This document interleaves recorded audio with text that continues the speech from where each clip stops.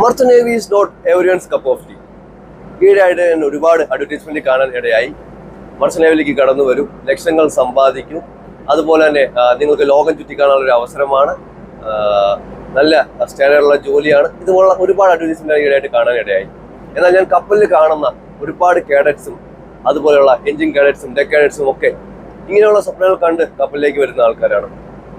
തീർച്ചയായിട്ടും കപ്പൽ ജോലി മോശമെന്നല്ല ഞാൻ പറയുന്നത്. എല്ലാ ജോലിക്കും അതിൻ്റെതായ കഷ്ടപ്പാടുകളുണ്ട്. പക്ഷെ മർച്ചന്റ് നേവിയിലേക്ക് നിങ്ങൾ കടന്നു വരുമ്പോൾ നിങ്ങൾ അറിഞ്ഞിരിക്കേണ്ട കുറച്ച് കാര്യങ്ങളുണ്ട്. നിങ്ങൾ വിചാരിക്കുന്ന പോലെ ഈ ലക്ഷങ്ങൾ ശമ്പളമൊന്നും സ്റ്റാർട്ടിങ്ങിൽ കിട്ടത്തില്ല. നിങ്ങൾ കയറുന്ന റാങ്ക് എന്ന് പറയുന്നത് ഡെക്ക് കേഡറ്റ് അല്ലെങ്കിൽ എഞ്ചിൻ കേഡറ്റ് ആണ്.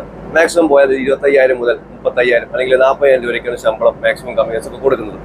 അതായത് ഒരു $350 $500 ഇടയിലേക്കാണ് ശമ്പളം മാക്സിമം കമ്പനികളും കൊടുക്കുന്നത്. അതിനുശേഷം നിങ്ങൾക്ക് മുമ്പിലേക്ക് പോകണമെങ്കിൽ ഒരുപാട് കടമ്പകൾ കടക്കേണ്ടതുണ്ട്. നിങ്ങൾക്ക് എക്സ്പീരിയൻസ് ആവശ്യമാണ്. അതുപോലെ തന്നെ നിങ്ങൾക്ക് ഒരുപാട് ലൈസൻസ് എക്സാമുകൾ പാസ്സാവേണ്ടിയിരിക്കുന്നു. എന്നാൽ മാത്രമാണ് അവിടുന്ന് പടിപടിയായിട്ട് ഉയർന്ന് നിങ്ങൾക്ക് ഒരു ക്യാപ്റ്റനൊക്കെ ആവാൻ സാധിക്കുള്ളൂ. ഈ ഒരു ക്യാപ്റ്റൻ ഡെക്കയിൽ നിന്നും ക്യാപ്റ്റൻ എന്ന് പറഞ്ഞ ജേണി എന്ന് പറയുന്നത് 10 മുതൽ 15 വർഷം വരെയൊക്കെ എടുക്കുന്ന ഒരു ലോങ് ജേണിയാണ്. അവിടെ നിങ്ങൾക്ക് ഒരുപാട് കാര്യങ്ങൾ പഠിക്കേണ്ടിയിരിക്കുന്നു. എന്നാൽ മാത്രമാണ് നിങ്ങൾക്ക് ഒരു ക്യാപ്റ്റനായിട്ട് ഈ പറയുന്ന ലക്ഷങ്ങൾ ശമ്പളമൊക്കെ നിങ്ങൾക്ക് നേടാൻ സാധിക്കുന്നത്. രണ്ടാമതായിട്ട് അവർ പറയുന്ന മോഹന വാഗ്ദാനമാണ് നിങ്ങൾക്ക് ലോകം ചുറ്റിക്കാണാനുള്ള അവസരമുണ്ടെന്നൊക്കെ. ശരിയാണ്, പല കപ്പലുകളും നമുക്ക് വെളിയിലൊക്കെ കുറച്ചൊക്കെ പോയി എൻജോയ് ചെയ്യാനുള്ള അവസരമൊക്കെ കിട്ടാറുണ്ട്. പക്ഷെ അത് പൂർണ്ണമായിട്ടും ശരിയല്ല. നിങ്ങൾക്ക് ഒരു സ്ഥലം നല്ലപോലെ വിസിറ്റ് ചെയ്യാനുള്ള ഒരു അവസരമൊന്നും കിട്ടില്ല. ബേസിക്കലി കണ്ടെയ്നർ ഷിപ്പുകളിലും റോയിലും ബൾക്ക് ക്യാരിയറിലും ഒക്കെ നിങ്ങൾക്ക് പോയിട്ട് വരാം. അതായത് 2 മണിക്കൂർ 4 മണിക്കൂറൊക്കെ പോയിട്ട് വരാം.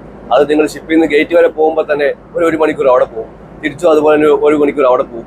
പിന്നെ നിങ്ങൾക്ക് ഒരു മണിക്കൂർ 1.5 മണിക്കൂറാണ് നിങ്ങൾക്ക് പുറത്തേക്ക് കാണാനുള്ള ഒരു അവസരം കിട്ടുന്നത്. അവിടെ നിങ്ങൾ പോയി എന്തെങ്കിലും ഫുഡ് കഴിക്കും, ജസ്റ്റ് എന്തെങ്കിലുമൊക്കെ കണ്ടിട്ട് തിരിച്ചു വരുന്നു എന്നൊരു കാര്യമല്ലാണ്ട് ഒരുപാട് നിങ്ങൾക്ക് കറങ്ങാനുള്ള അവസരമൊന്നും ഈ ഫീൽഡിൽ ഇപ്പോൾ കിട്ടത്തില്ല.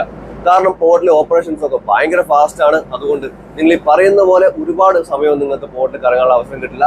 ചില ബൾക്ക് കാരിയറിലൊക്കെ ചിലപ്പോൾ 2 ദിവസമൊക്കെ നിങ്ങൾക്ക് കിട്ടാറുണ്ട്. അപ്പോൾ നിങ്ങൾക്ക് കുറച്ചൊരു 5-6 മണിക്കൂറൊക്കെ പുറത്ത് പോയിട്ട് വരാം. കപ്പലിൽ എന്തെങ്കിലും മേജർ പണികളോ ഇൻസ്പെക്ഷനൊക്കെ ഉണ്ടെങ്കിൽ അതും കിട്ടിയെന്ന് വരത്തില്ല. അപ്പോൾ ഈ കാര്യങ്ങൾ നിങ്ങൾ മനസ്സിൽ വയ്ക്കുക. മൂന്നാമതായിട്ട് നിങ്ങൾ അറിഞ്ഞിരിക്കേണ്ട കാര്യം എന്ന് പറഞ്ഞാൽ കപ്പലിലെ ജോലി എന്ന് പറഞ്ഞത് തീർച്ചയായിട്ടും സ്ട്രെസ്ഫുൾ ആയിട്ടുള്ള ഒരു ജോലിയാണ്. ബാക്കിയുള്ള ജോലിക്ക് സ്ട്രെസ് ഇല്ല എന്നല്ല പറയുന്നത്. നിങ്ങളിപ്പോൾ ഒരു IT ഫീൽഡിലാണ്, നിങ്ങൾക്ക് സ്ട്രെസ് ഉണ്ടാവും, വർക്കിംഗ് പ്രഷർ ഉണ്ടാവും, ഇല്ലെന്ന് ഞാൻ പറയുന്നില്ല. അല്ലെങ്കിൽ വേറെ എന്തെങ്കിലും ഫീൽഡ് ആണെങ്കിൽ നിങ്ങൾക്ക് ഈ പറയുന്ന കാര്യങ്ങളൊക്കെ ഉണ്ടാവും.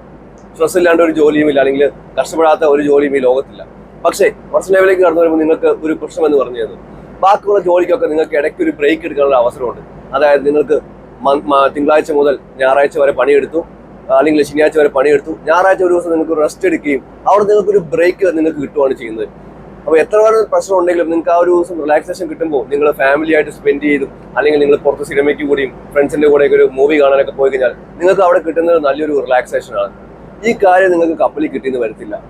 കാരണം കപ്പലിൽ നിങ്ങൾ 6 മാസം കോൺട്രാക്റ്റിനാണ് വരുന്നതെങ്കിൽ അല്ലെങ്കിൽ 9 മാസം കോൺട്രാക്റ്റിനാണ് വരുന്നതെങ്കിൽ നിങ്ങൾ ഈ 9 മാസവും എല്ലാ ദിവസവും ജോലിക്ക് പോകേണ്ടിയിരിക്കുന്നു. ചിലപ്പോൾ ഈ ഞായറാഴ്ച ആയിരിക്കും ഏറ്റവും കൂടുതൽ പണി വരും. നമുക്കൊന്നും പ്രെഡിക്റ്റ് ചെയ്യാൻ പറ്റില്ല. ഞായറാഴ്ച നമുക്ക് റെസ്റ്റ് കിട്ടും, അല്ലെങ്കിൽ ഞായറാഴ്ച നമുക്ക് ചുറ്റി കിട്ടും, അല്ലെങ്കിൽ നമുക്ക് ലീവ് കിട്ടും എന്നൊന്നും നമുക്ക് വിചാരിച്ചുകൊണ്ടിരിക്കാൻ പറ്റില്ല. സോ കപ്പലിലെ പണി എന്ന് പറഞ്ഞാൽ നിങ്ങൾക്ക് അങ്ങനെ ബ്രേക്ക് ഇല്ല. നിങ്ങൾ കണ്ടിന്യൂസ് ആയിട്ട് ഇങ്ങനെ സ്ട്രെസ് ആയിട്ടുള്ള എൻവയോൺമെന്റിലാണ് നിങ്ങൾ കടന്നു പോയിക്കൊണ്ടിരിക്കുന്നത്. ഇപ്പോഴത്തെ അവസ്ഥയിൽ ഒരുപാട് ഇൻസ്പെക്ഷനും കാര്യങ്ങളൊക്കെ എല്ലാ പോർട്ടിലും വരുന്നുണ്ട്. അപ്പോൾ അത് വെച്ചിട്ട് നമുക്ക് പിന്നെയും ഈ പറയുന്ന പോലെ തന്നെ കാര്യങ്ങൾ സ്ട്രെസ് ഒക്കെ കൂടിക്കൊണ്ടിരിക്കുകയാണ്. അപ്പോൾ സ്ട്രെസ്ഫുൾ ആയിട്ടുള്ള വർക്കിംഗ് എൻവയോൺമെന്റ് ആണ് നിങ്ങൾ വർക്ക് ചെയ്യുന്നത്. സത്യം കാര്യം ശരിയാണ്. ഇവിടെ റെസ്റ്റ് അവേഴ്സും കാര്യങ്ങളൊക്കെ ഉണ്ട്, ഒരുപാട് റൂൾസ് ആൻഡ് റെഗുലേഷൻസ് ഒക്കെ ഉണ്ട്. പക്ഷേ സീഫേഴ്സിനോട് ചോദിച്ചാൽ നിങ്ങൾക്ക് അറിയാം എത്രമാത്രം ഈ റെസ്റ്റ് അവേഴ്സ് ഒക്കെ പ്രാക്ടിക്കബിളി പോസിബിൾ ആണ്, എത്രമാത്രം അതൊക്കെ നടക്കുന്നു എന്നുള്ള കാര്യം. 2-3 പോർട്ടൊക്കെ അടുപ്പിച്ച് വരാൻ നേരത്ത് എങ്ങനെയാണ് ഈ റെസ്റ്റ് അവേഴ്സ് പ്രാക്ടിക്കലി പോസിബിൾ ആവുന്നത്? റെസ്റ്റ് അവേഴ്സിന് വേണ്ടിയിട്ട് കപ്പൽ എവിടെയെങ്കിലും ആങ്കർ ഇട്ട് നിർത്തിയിടുവോ? ഇല്ല. അപ്പോൾ ചില സമയങ്ങളിൽ നമുക്ക് നല്ലപോലെ മര്യാദയ്ക്ക് ഉറക്കം നിന്ന് പണിയെടുക്കേണ്ടി വരും. അപ്പോൾ നമ്മുടെ സേഫ്റ്റി നോക്കേണ്ടി വരും. ഇതുപോലുള്ള ഒരുപാട് കാര്യങ്ങളുണ്ട്.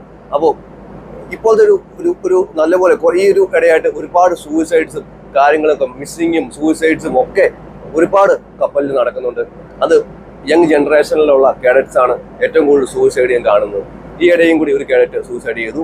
അത് നല്ലൊരു ഫേമസ് ആയിട്ടുള്ള കമ്പനിയിലാണ് ഈ ഒരു കേഡറ്റ് സൂയിസൈഡ് ചെയ്തത്. ഇതിലെ കാര്യങ്ങളൊന്നും എനിക്ക് കറക്റ്റായിട്ട് അറിയത്തില്ല. പക്ഷേ നിങ്ങൾ അറിയേണ്ട ഒരു കാര്യം എന്ന് വെച്ച് കഴിഞ്ഞാൽ എല്ലാവർക്കും ഒരുപോലെ വർക്കിംഗ് പ്രഷർ എടുക്കാൻ സാധിക്കില്ല. അപ്പോൾ നിങ്ങൾ വർക്കിംഗ് പ്രഷർ എടുക്കാൻ നിങ്ങൾക്ക് റെഡി ആണെങ്കിൽ നിങ്ങൾക്ക് ഈ ഫീൽഡ് ആപ്റ്റാണ്.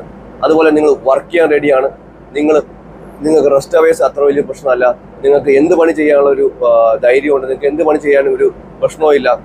ജസ്റ്റ് നിങ്ങൾ ചിപ്പിങ്, പെയിന്റിങ്, ക്ലീനിങ്, എന്ത് പണിയും ചെയ്യാൻ നിങ്ങൾക്ക് ഒരു മടിയില്ലെങ്കിൽ നിങ്ങൾ കടന്നു പോരെ. നിങ്ങൾക്ക് ഇവിടെ കഷ്ടപ്പെട്ട് കഴിഞ്ഞാൽ അതിനുള്ള പൈസ നിങ്ങൾക്ക് കിട്ടും, ഇല്ലെന്ന് ഞാൻ പറയുന്നില്ല.